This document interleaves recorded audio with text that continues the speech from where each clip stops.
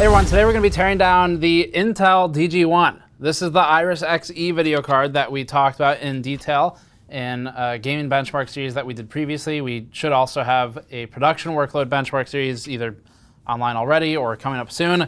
So the DG1, we haven't taken it apart for camera yet, and we're going to look at the PCB. It's made by ASUS. They handled the cooler in the PCB, and the GPU, which is made by Intel. Let's tear it down. Before that, this video is brought to you by Kioxia, said to be the original inventors of NAND flash memory and formerly known as Toshiba memory. Kioxia's XG6 M.2 SSD is a high-end NVMe SSD claiming up to 3180 megabytes per second read and 2960 megabytes per second write speeds sequentially, and it's ideally used in high-performance gaming PCs or power-conscious laptops. The XG6 is available up to 1 terabyte, and the company also has its BG4 SSD in a much smaller M.2 2230 form factor for up to 1 terabyte of ultra-compact storage. Learn more about Kioxia at the links in the description below, including about their enterprise storage products. All right, so if you need the primer on this, check out our first video on it. It was the one looking at the gaming benchmark performance. We talk about the architecture. It's Intel Iris Xe. There's a DG2 coming out as well. That's the one that you all are probably more familiar with because that's the one Intel hasn't shut up about for over a year now. They're working on it. It's supposed to be a gaming card, like a truer gaming card, whereas this is more of a stopgap. So Intel pushed this one out to serve small business systems and to sort of, again, fill the gap while waiting for more discrete GPUs to hit the market. It was good timing for it. It's not meant to be a gaming device, and when we did testing with gaming, although it is capable of playing games, it struggled in things like frame time consistency. So the frame-to-frame interval was not as consistent on this as it was on a GT 1030, for example. So the card's obviously very simple. There's not a lot to the teardown. There's 4 screws. That's gonna be it. It's about the easiest we've done in a while, but there's still stuff we can look at. Given that this is not sold separately, it's part of pre-builts only, it makes it a little harder to judge things like the cost or the value, but we can still get an idea for how much ASUS cared at least, and how much Intel cared when working on this. So we're gonna be doing work on our mod mat, which you can grab on store.gamersnexus.net, and that was the mouse mat, which is in stock and shipping now that I just pulled aside. Okay, this is gonna be, Andrew, try and keep up on the camera, all right? This is very complex. Okay. So, as you can see, the process is difficult. No one should do this unless they're a trained professional. Can you try and make it, can you do it more dramatic so that they think it is harder? I'll put this one back in. Okay, you ready? Ready. All right. As you can see, this is really hard because earthquakes happen or Andrew, are you okay? When you start taking apart the card. All right. So that's it. That's the 4 screws. All right. That's a BIOS chip right there. WinBond. This is a 64 megabit BIOS chip, so that's 8 megabytes. 8 bits in a byte. That's interesting. So, funny. The paste application is kind of funny. This isn't a bad thing. It's insane overspread. We don't see this a lot on devices. Normally they'll silk screen it and apply it in a way where there's barely any bleed over the edges of the diffusion barrier of the silicon itself. And a lot of the reason for that is if you do this on every device and you ship 100,000 of them or 1 million of them, in the case of NVIDIA GPUs, then you're starting to use a lot of material that you don't need to use. But the fact that there's so much bleed over the edges, again, it's not bad. It doesn't hurt the performance thermally or anything. It's just gonna squish out. We did thermal testing in our review in the gaming section, and it seemed okay. So, although we did see clocks dropping a bit as it heated up, which is expected. You strap a fan to it, it'd probably do a bit better. So, aluminum cold plate, aluminum fin stack, no connection anywhere to any other component at all. It is only cooling the IGP, which is in this instance basically a DGPU, and the memory is left with no direct cooling at all. This is LPDDR4X, so this will run cooler than, say, GDDR6X. It's a little easier to manage, and that's maybe why they can get away with it. Now we're going to clean off the GPU. So as always, it's silicon on a substrate, which is what the green part is. And that's going to be connected by BGA to the PCB.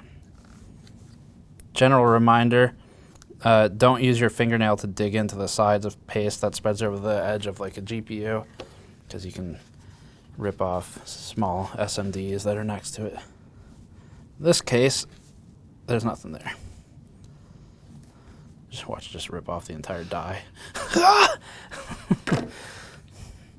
Fairly clean. So for GPU silicon, they don't do any labeling on it like NVIDIA does. We should probably get a measurement, external measurement of the die size. 11.85 millimeters by about like 8 point something, 8.3 or so.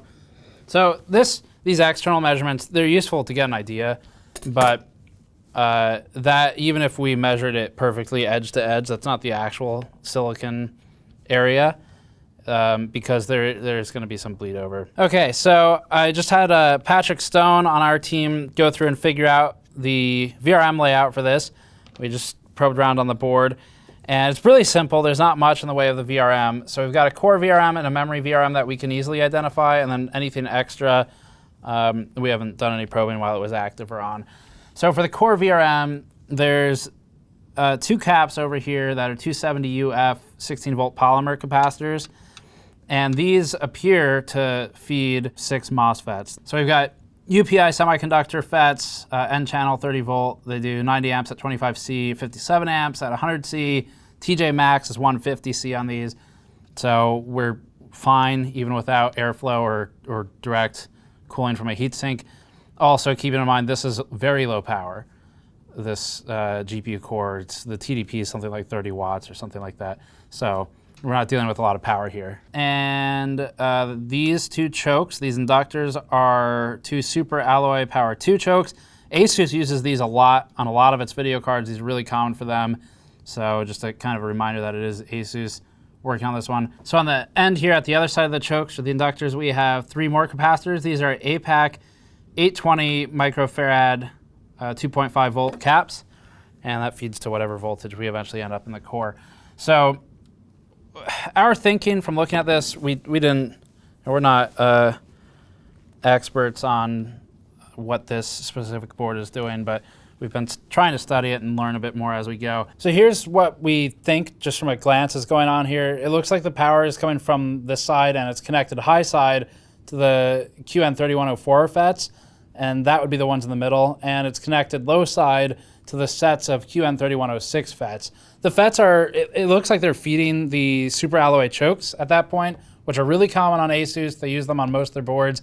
And then we hit the last stop with the storage caps that look like they're eventually leading us to the desired voltage regulation. As for the memory, so that would be these 4 right here.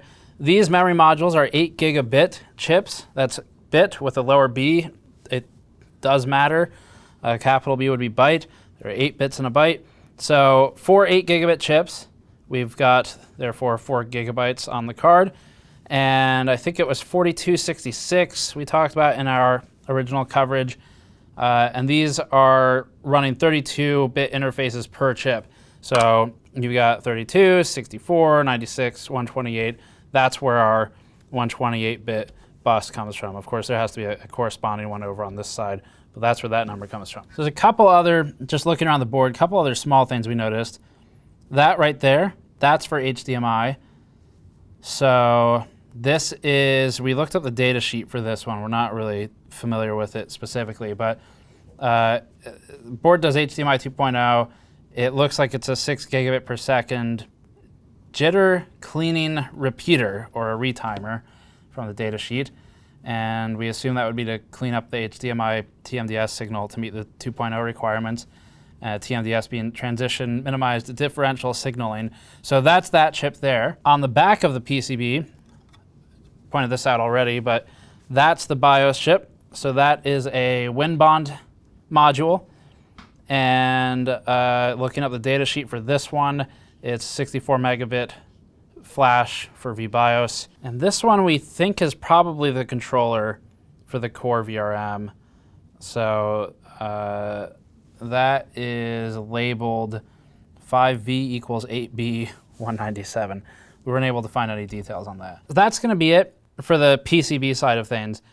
I guess just out of curiosity, let's get the package size for this too.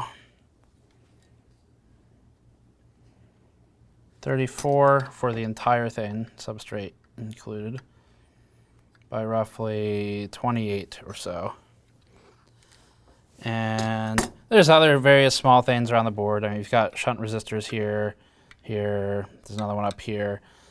But that's most of it. Now the heatsink, again, is just aluminum, single contact patch. There's not really anything to talk about with this. It has some fins, and I mean, that's it. This is a small business card. It's built like a small business card. It looks like a small business card, and they've spent about as much money as you would expect them to spend on making a small business card. So that's the board. That's what the GPU looks like, and I think that'll pretty much take care of the teardown aspect of this. That's going to be it then on the teardown. It's straightforward. It's a board that lets the GPU run. There's really not a lot to talk about here in terms of power or the VRM or really much of anything, because it pulls power from the PCIe slot. It's something like 30 watts or so by the spec that Intel has provided anyway. We haven't validated that yet. And so there's not a lot going on VRM-wise. And that's fine until something more advanced comes out, like in the DG2. It doesn't really matter that much as long as it's kind of able to run the device. Now the clock wasn't stable. That's a thermal matter though, we think, from what we've looked at. Maybe strapping a fan to this would fix that. We can play around with that in another piece if there's interest. But otherwise, check back for our production workload benchmarks of the DG1 Intel Iris Xe card.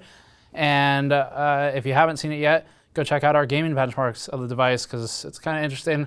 It's Intel's first attempt. Even though they're not really trying to make it a gaming device, it's a precursor to what the DG2 will become. So that's it for this one. Thanks for watching. You can go to store.gamersnexus.net if you'd like to grab one of the mod mats that we worked on, or one of our mouse mats, which are in stock and shipping now. Or you can go to patreon.com/gamersnexus, and we'll see you all next time.